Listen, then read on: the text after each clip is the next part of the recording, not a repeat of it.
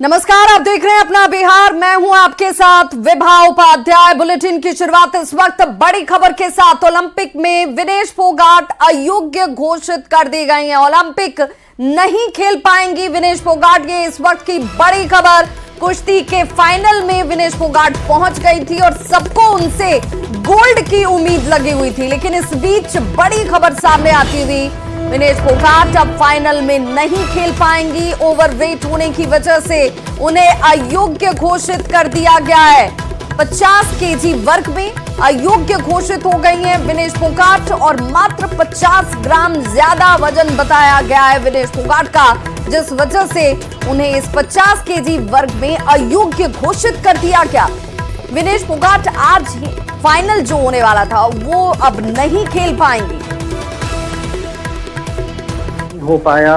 कल विनेश फोगाट अपना वेइन में जब जो प्रोसेस है उसके हिसाब से अपने वेइन में अपना वेट मेंटेन कर पाई, पर 3 बाउट्स करी उन्होंने दिन भर। उसके बाद जिस उन बाउट्स के बाद जो हाइड्रेशन और जो खाना खाया उसके बाद उनका वेट करीब 2 किलो ऊपर था। उसके बाद पूरी रात टीम ने अपनी पूरी मेहनत करी, जद्दोजहद की कि किसी तरह वो वेट अपनी कैटेगरी के हिसाब से आ जाए। उनकी 50 किलोग्राम्स की कैटेगरी है। उस मेहनत की वजह से वो इतना करीब तो आ गई जिसमें उनका वेट करीब 100 ग्राम के करीब रह गया। लेकिन अनफॉर्चुनेटली वो जो 15 मिनट की विंडो होती है जिसमें उनको वे इन करना था, उस विंडो में वो कुछ ग्राम जो ऊपर थी वो कम नहीं कर पाई। टीम ने पूरी कोशिश की, हर तरह की कोशिश की, लेकिन वो रिजल्ट उनके फेवर में नहीं आ पाया और इसी वजह से रूल्स के मुताबिक अब विनेश फोगाट अपना गोल्ड मेडल मैच नहीं लड़ पाएंगी। और क्योंकि उन्होंने दूसरे दिन वेइन मैच नहीं कर पाई हैं, इसकी वजह से उनको कोई भी मेडल नहीं मिलेगा पेरिस में। ये बहुत ही ज्यादा दुख की घड़ी है भारतीय स्पोर्ट्स के लिए और खासकर विदेश के लिए। गौरव, एक सवाल फैंस ये जानना चाह रहे हैं, लोग पूछ रहे हैं कि क्या अब भारतीय फेडरेशन के पास अपील करने का कोई मौका है या अब कोई चांस नहीं है? जी, अपील का कोई मौका नहीं है। अपील अगर भारतीय फेडरेशन अगर अपील करेगी तो रूल्स के हिसाब से उनके पास कोई ऐसा रूल में प्रावधान नहीं है जिसमें अमृत वो अपील कर सकते हैं। अपील तभी होती है जब अनफेयर प्ले की सिचुएशन हो या इस तरह की कोई बात हो। अभी तो जो सिनेरियो है वो रूल्स के मुताबिक विनेश और उनकी टीम को भी मालूम था। इससे उनको पूरी तरह से विनेश की टीम इस बात को जानती थी, इसलिए ही पूरी रात मेहनत की गई अमृत। और मुझे ये जानकारी भी है कि टीम ने सुबह बहुत रिक्वेस्ट किया वेन पर कि उन्हें थोड़ा सा मौका और दिया जाए, थोड़ा समय और दिया जाए। पूरी रात विनेश ने मेहनत की थी, साइकिलिंग की, रनिंग की, स्किपिंग की, पूरी कोशिश की कि ये वजन निकल जाए, लेकिन हो नहीं पाया। और अब मैं सुन रहा हूँ कि सोशल मीडिया पर ये बात चल रही है कि आप अपील कर सकते हैं और भारतीय कंटिंजेंट को अपील करनी चाहिए, पर ऐसा नहीं है। अपील की कोई गुंजाइश है नहीं और अब विनेश फोगाट अनफॉर्चुनेटली अपना मुकाबला लड़ नहीं पाएंगी और यहाँ से भारत को डिसअपॉइंटमेंट ही देखनी पड़ेगी। गौरव, अपील भी हम नहीं कर पाएंगे, ये क्लियर हो चुका है। वेट कैटेगरी भी हमारी ज़्यादा थी। अब एक ये सवाल भी है कि क्या सिल्वर मेडल, क्योंकि अब मैच गोल्ड मेडल का जो मुकाबला था, क्या उन्हें सीधा गोल्ड मिल जाएगा या ब्रॉन्ज मेडल का मुकाबला खेला जाएगा? सिल्वर मेडल इस वेट कैटेगरी में शायद किसी को नहीं मिले। जी बिल्कुल अमृत, बिल्कुल ठीक कहा आपने। सिल्वर मेडल शायद इस जो रूल्स है उसके हिसाब से फाइनल मुकाबला तो होगा नहीं। जो दूसरी एथलीट थी अमेरिका की, उनको सीधा गोल्ड मेडल मिलेगा और ब्रॉन्ज मेडल जो आप जानते ही हैं कि रैपिड के थ्रू ब्रॉन्ज मेडल्स के मैचेस होते हैं, तो वो किया जाएगा और ब्रॉन्ज मेडल जिन जो एथलीट जीतेंगे 2 ब्रॉन्ज मेडल वो दिए जाएंगे। पर हाँ, इस वेट कैटेगरी में सिल्वर मेडल नहीं दिया जाएगा।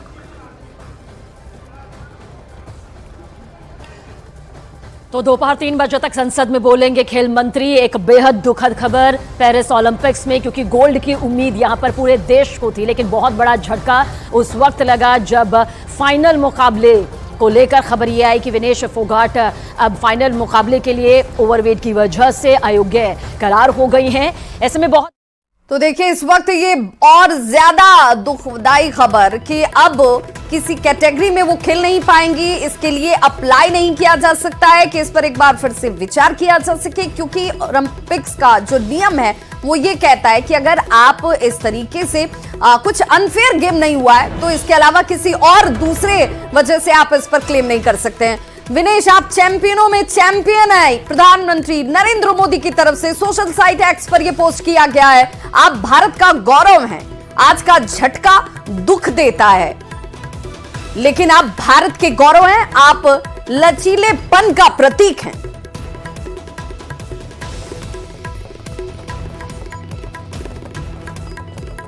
और हमारे साथ इस वक्त इस बड़ी खबर पर सीधे पेरिस से ग्राउंड जीरो से हमारे साथ न्यूज 18 संवाददाता सीधे जुड़ चुके हैं और उनसे ही हम सीधे जानते हैं संजय सूरी। संजय, क्या जानकारी मिल रही है, क्योंकि हर भारतीय इस वक्त उम्मीद लगाए बैठा था कि गोल्ड आएगा भारत के पास, जिस तरीके से विनेश फोगाट खेल रही थी। अब इस बीच ये बड़ा झटका कि वो अब इस मैच को खेल ही नहीं पाएंगी, 50 केजी वर्ग में वो फाइनल में खेलेंगी ही नहीं। जी, हम सब सोने की तरफ निशाना लगाए बैठे थे और ये उम्मीद सब लगा के बैठे थे कि इस खेल में, इस ओलंपिक्स में ये सोना हमारे पास आएगा। लेकिन ये जो हुई है घटना, ये तो कोई संभावना इसकी कोई दूर तक से नजर नहीं आ रही थी कि ऐसा भी हो सकता है, क्योंकि बिल्कुल आउट ऑफ द ब्लू जिसे कहते हैं, ये एक समस्या आ गई है और इसका नतीजा ये है कि ये सोना अपने हाथ से गया, जबकि ये लग रहा था कि अपना है और ये जीत पाएंगी। और यहाँ पर ये भी देखना पड़ेगा कि जो नियम है ओलंपिक्स के बहुत ही कड़े हैं और वजन जब लिया गया तो 50-100 ग्राम ऊपर हो गया, तो इस बुनियाद पर उन्हें डिस्क्वालीफाई कर दिया गया। लेकिन ये भी हमको जानना पड़ेगा कि ये नियम जो है सब पर लागू होते हैं और अभी तक ऐसी कोई शिकायत नहीं मिली कि ये वजन गलत लिया गया।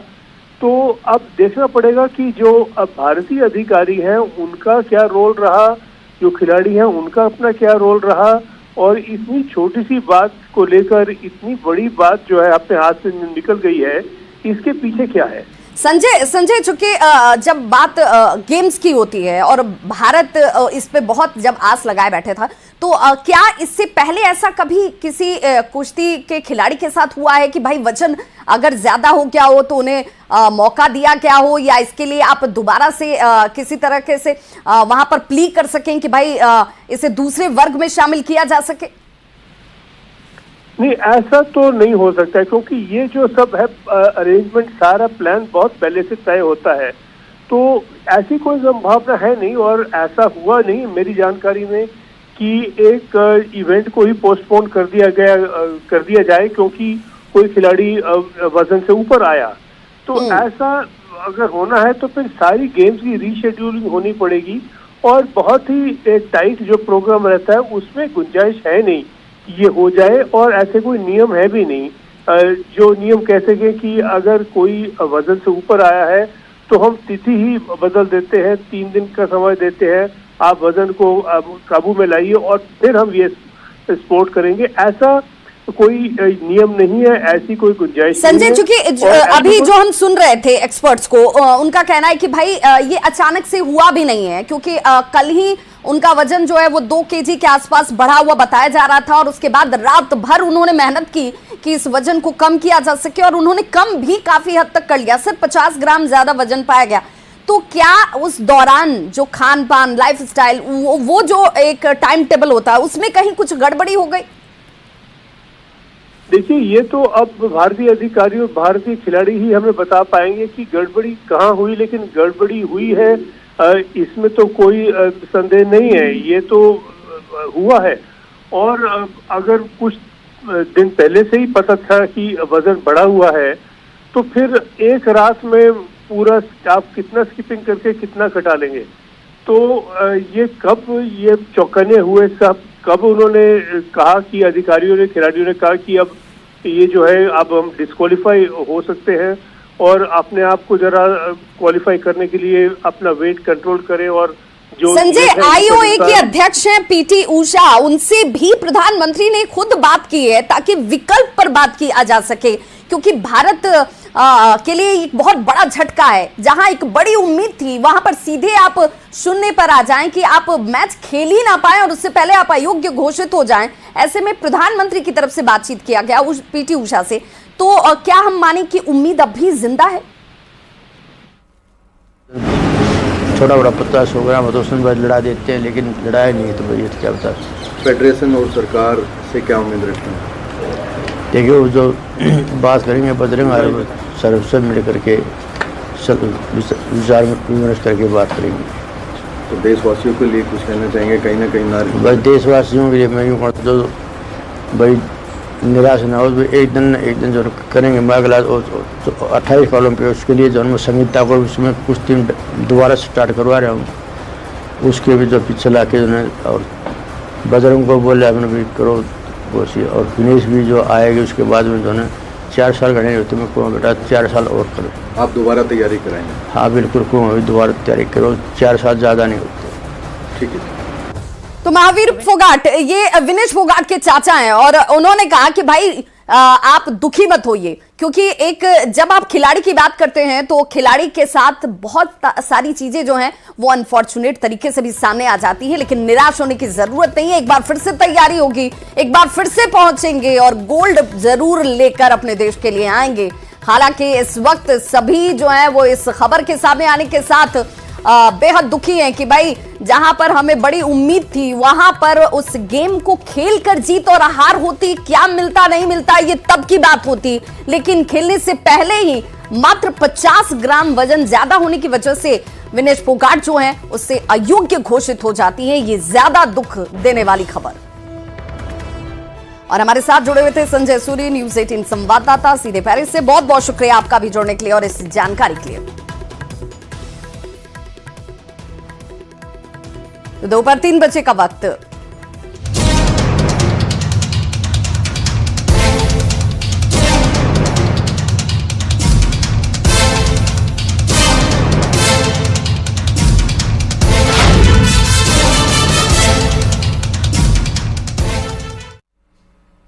और अब बात बिहार में जारी सिपाही भर्ती परीक्षा की, जहां पर बिहार में सिपाही भर्ती परीक्षा जारी है। 1000 से अधिक सिपाही की भर्ती होने वाली है।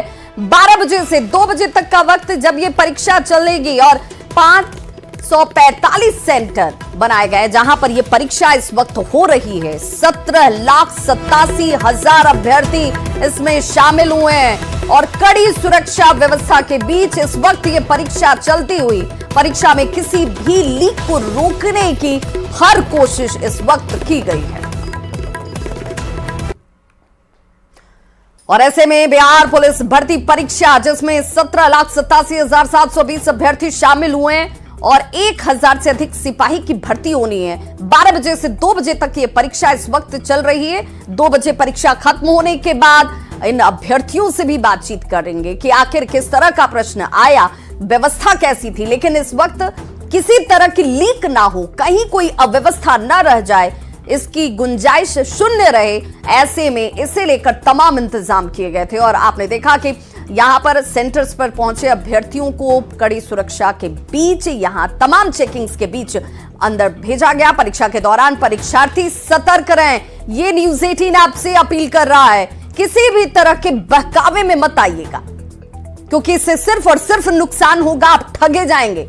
संदिग्ध गतिविधि अगर आपको कहीं से कुछ नजर आती है, कोई आपसे अप्रोच करने की कोशिश करता है तो पुलिस को इसकी जानकारी दीजिए। EOU के हेल्पलाइन नंबर का इस्तेमाल कीजिए और इस नंबर पर आप सूचना दे सकते हैं। नंबर है 8544428404। इस पर आप अपनी शिकायत दर्ज कराइए। साइबर सेल बिहार@NIC पर आप जानकारी दे सकते हैं। आपकी शिकायत पर तुरंत कार्रवाई की जाएगी।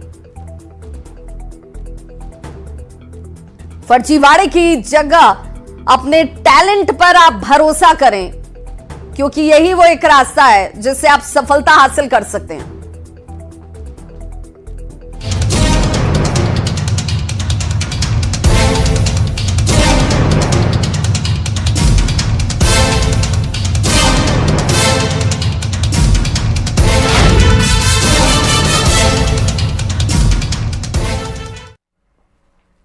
और अब बात बांग्लादेश में हो रही हिंसा की, जहां बांग्लादेश में हालिया हिंसक प्रदर्शन, वहां तेजी से बदले हुए हालातों के बीच वापस लौट रहे भारतीयों में हिंसा का खौफ साफ तौर पर नजर आ रहा है। याचू ने बांग्लादेश में हो रही हिंसा की खौफ की कहानी सुनाई, आप भी सुनिए।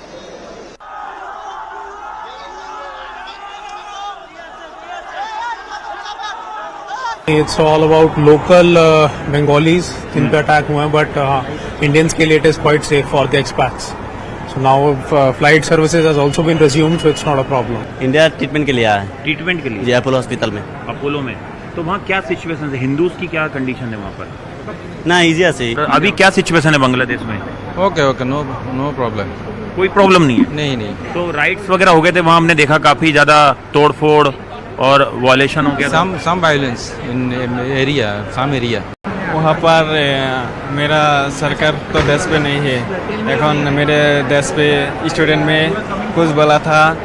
हमारा देश एखन या सेना बाहिनी के प्रदेश में। स्टूडेंट की क्या कंडीशन? स्टूडेंट एखन ठीक है से स्टूडेंट एखन पैनिक है वहाँ है। The ground realities army has taken over the situation and currently situation is good. तो बांग्लादेश में हो रही हिंसा और हिंदुओं पर हो रहे अत्याचार की खबरों ने बिहार में भी सियासी हलचल को तेज कर दिया है। अब हिंदुओं के बांग्लादेश से पलायन की खबरें आ रही हैं। इसे लेकर बीजेपी ने बड़ी मांग कर दी है। बीजेपी के राष्ट्रीय प्रवक्ता हैं अजय आलोक, उन्होंने कहा कि बांग्लादेश के नागरिकों को शरण देने के लिए देश में सीए और एनआरसी लागू करना ही होगा, और जो लोग इसका विरोध करते हैं उनकी देश विरोधी मानसिकता साबित होगी। बीजेपी प्रवक्ता अजय आलोक से बात की पटना संवाददाता आनंद अमृतराज ने। इस वक्त हमारे साथ मौजूद है बीजेपी के राष्ट्रीय प्रवक्ता अजय आलोक। अजय जी, आपने एक एक्स पर पोस्ट किया है जिसमें आपने कई सारी बातें लिखी, बांग्लादेश में जो घटना घट रही है उस पर क्या है इसका मतलब? देखिए, बांग्लादेश में जो हालात हैं वो हमारे लिए बहुत चिंताजनक हैं। उनकी आंतरिक व्यवस्था परिवर्तन हुआ है, लेकिन उस आंतरिक व्यवस्था परिवर्तन में मामला कट्टरपंथियों के हाथ में जाता हुआ दिख रहा है। लॉ एंड ऑर्डर बिल्कुल ध्वस्त हो गई है। 1,35,00,000 हिंदुओं हुए, चुन चुन के टारगेट करके मारा जा रहा है। वो कहाँ जाएंगे? अपनी जान कहाँ से बचाएंगे? तो समय आ गया है, भारत सरकार को सोचना पड़ेगा कि वो आएंगे भारत में ही, और हमें उन्हें नागरिकता देनी ही पड़ेगी। सीए एनआरसी हमने इसीलिए लाया था कि धार्मिक अल्पसंख्यकों के साथ जो भेदभाव दूसरे राष्ट्रों में किया जाता है, अगर वो भारत आए तो उनको भारत की नागरिकता मिलनी चाहिए। और साथ के साथ जो 4 करोड़ से ज्यादा रोहिंग्या और बांग्लादेशी इस देश में अवैध रूप से बसे हुए हैं, उनको वापस भेजने का इंतजाम होना चाहिए। इसमें कोई सांप्रदायिकता नहीं होनी चाहिए।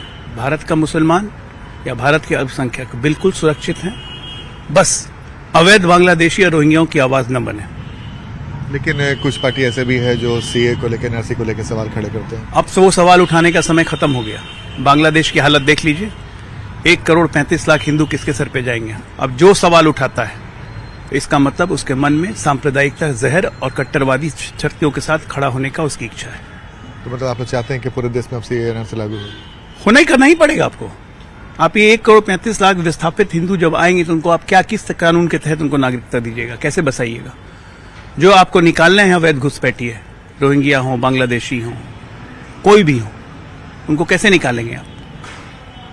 तो ये थे हमारे साथ बीजेपी के राष्ट्रीय प्रवक्ता अजय आलोक, जिन्होंने एक बड़ी मांग की और बड़ा सवाल भी खड़े किए हैं। कैमरामैन अमित के साथ आनंद अमृतराज, न्यूज 18 नेटवर्क, पटना।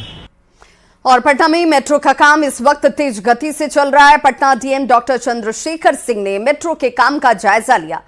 अभी पहाड़ी और रानीपुर में मेट्रो डिपो का निर्माण किया जा रहा है। मेट्रो डिपो बनाने के लिए 37 भवन को यहां से हटाना होगा, जिसे चिन्हित तक कर लिया गया है। सभी को 1 सप्ताह में खाली करा लिया जाएगा, और ये माना जा रहा है कि जगह खाली कराने के बाद मेट्रो के काम में और ज्यादा तेजी आएगी। जायजा लिया पटना संवाददाता विनीता मिश्रा ने। राजधानी पटना में मेट्रो का काम तेज गति से जारी है। पटना जिलाधिकारी की तरफ से लगातार निरीक्षण भी किया जा रहा है। पहाड़ी और रानीपुर में मेट्रो डिपो का निर्माण कार्य चल रहा है, जिसमें कुछ दुविधा आ रही है, जिसके लिए 33 मकानों को चिन्हित किया गया है। असर कई मकानों को, कई संरचनाओं को चिन्हित किया है आपने। और इस वक्त बड़ी खबर आ रही है, विनेश फोगाट की तबीयत खराब हो गई है और उन्हें हॉस्पिटल में एडमिट कराना पड़ा है। विनेश फोगाट की तबीयत बिगड़ गई है, विनेश को अस्पताल में भर्ती कराया गया है। ये और एक और बड़ी खबर, इस वक्त अयोग्य घोषित होने के बाद विनेश फोगाट बेहोश हो गई। विनेश फोगाट का आत्मविश्वास, उनकी मेहनत जो है वो इस वक्त इतिहास रचती हुई नजर आएंगी। तो विनेश फोगाट की सेहत को लेकर इस वक्त की ये बहुत बड़ी खबर आप तक पहुंचा रहे हैं। उनकी तबीयत बिगड़ी है, जिसके चलते उन्हें अस्पताल में भर्ती करवाया गया है। बताया जा रहा है कि वो बेहोश हो गई, जिसके बाद उन्हें अस्पताल ले जाया गया है।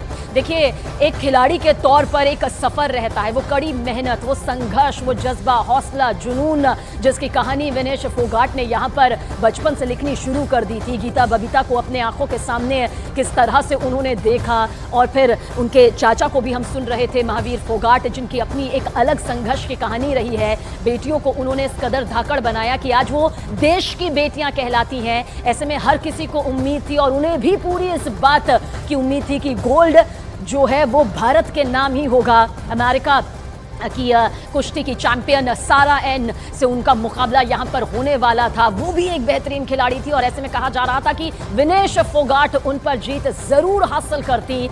जाहिर सी बात है, पूरे देश के लिए एक बहुत बड़ा झटका है, पूरा देश इस वक्त आहत है। लेकिन इस बीच एकजुटता यहां पर देखिए, हर कोई विनेश फोगाट के साथ में है, हर कोई उनकी हौसला अफजाई कर रहा है, हर कोई यही कह रहा है कि जो सफर उन्होंने यहां पर तय किया है वो अपनी कड़ी मेहनत, अपने संघर्ष के बूते तय किया है। देश का सीना गर्व से चौड़ा हुआ है, देश का सिर ऊंचा हुआ है।